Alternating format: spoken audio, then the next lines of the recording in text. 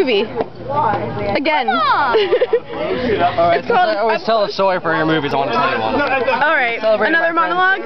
No, it's a real story. We were celebrating my friend's birthday, and in the woods behind his house. It wasn't like woods, but there was like a clearing and then like trees, so we called it the woods. And there was a fire, because we had a fire. My friend goes to the bathroom. His dad comes out to check on us. It's me and my friend Shay. We're just sitting there. His dad sits down, like there is some things in the fire, and we're just sitting there here. He goes, you know, boys, man's greatest turn on is a controlled fire. We all look at him, and then he sits down and goes, yep, takes a drink of his beer and just stares at the fire. Alex, that's the stupidest thing I've ever heard in my entire life. Did you hear the whole story? No, this is the stupidest thing. Keep missing, stop moving.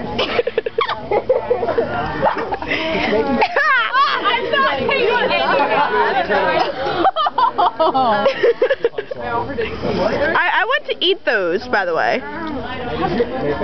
Exactly. Bailey's being good. Hi, Bailey. I like your nail color. Ah! Awesome. Can you have cheesecake? Depends. It's different colors. On.